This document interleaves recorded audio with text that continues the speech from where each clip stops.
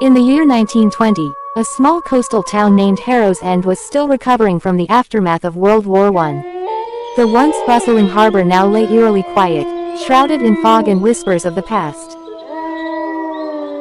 Among its faded glory, the townsfolk often recounted tales of a grand hotel that had stood proud on the cliffs, known as the Azure Heights. It was a luxurious retreat for the affluent, a place where the laughter of the rich mingled with the crashing waves. However, the hotel had been abandoned for years, following a tragic event that left its mark on the town. The story began on a stormy night in 1915, when a lavish gala was held at the Azure Heights to celebrate the return of soldiers from the war. Guests dressed in elegant attire danced under the grand chandelier, the air filled with music and joy. But as the night progressed, the storm outside grew fiercer. The winds howled like a pack of wolves, and the skies opened up, unleashing torrential rain.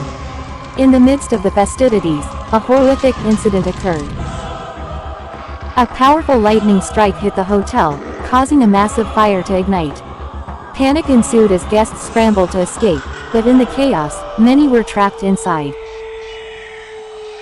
The screams of the trapped souls echoed through the halls, and the flames devoured the building, leaving nothing but ashes in its wake. The tragedy haunted Harrow's End, casting a shadow over the town and the remnants of the Azure Heights.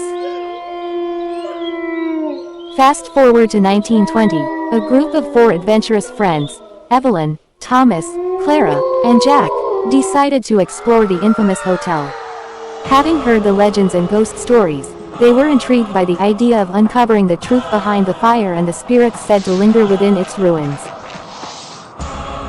Equipped with flashlights, a camera, and a Ouija board, they arrived at the Azure Heights just as the sun dipped below the horizon.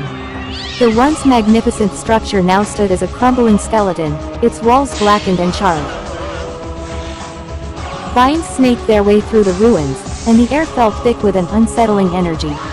As they stepped inside, the atmosphere shifted. The silence was deafening, broken only by the sound of their footsteps echoing through the empty halls.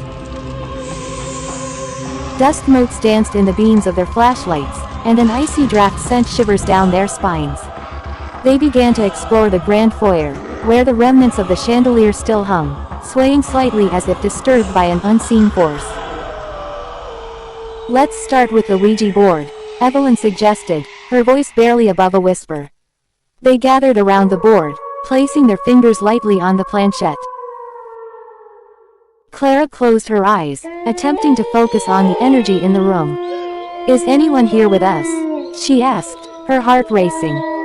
For a moment, nothing happened.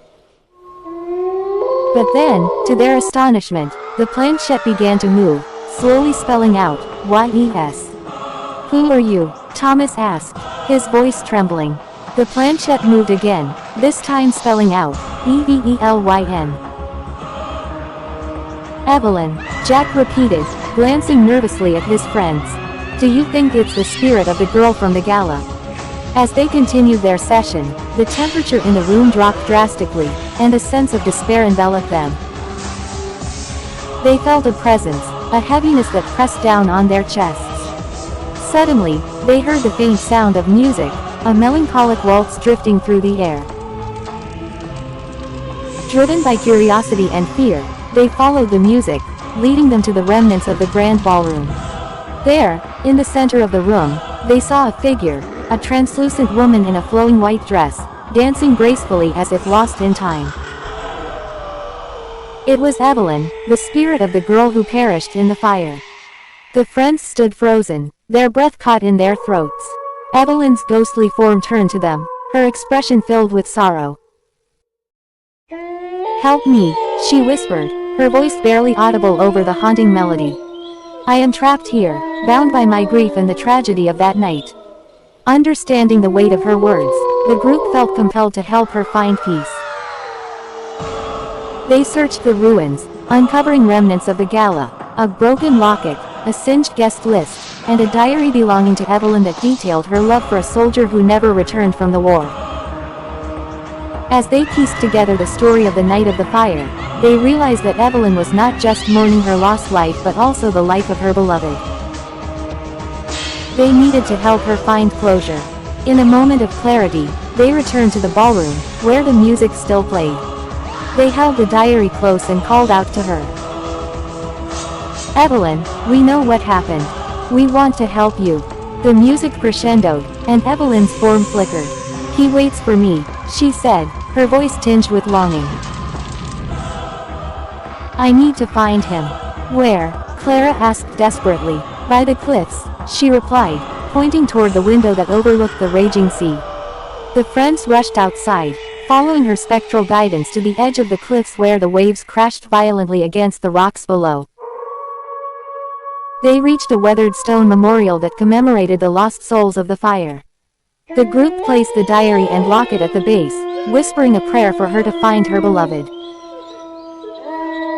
Suddenly, a gust of wind swept through, and the spirit of Evelyn appeared beside them, her expression transforming from sorrow to peace. "Thank you," she whispered, and with that, she vanished, leaving behind a gentle warmth in the air.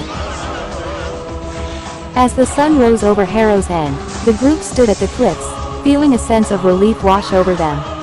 The haunting melody faded, and for the first time in years, the town felt lighter, the shadows of the past lifting. The friends returned to the town, forever changed by their experience. They had ventured into the heart of darkness and emerged with a story that would be shared for generations, a tale of love, loss, and redemption in the year 1920.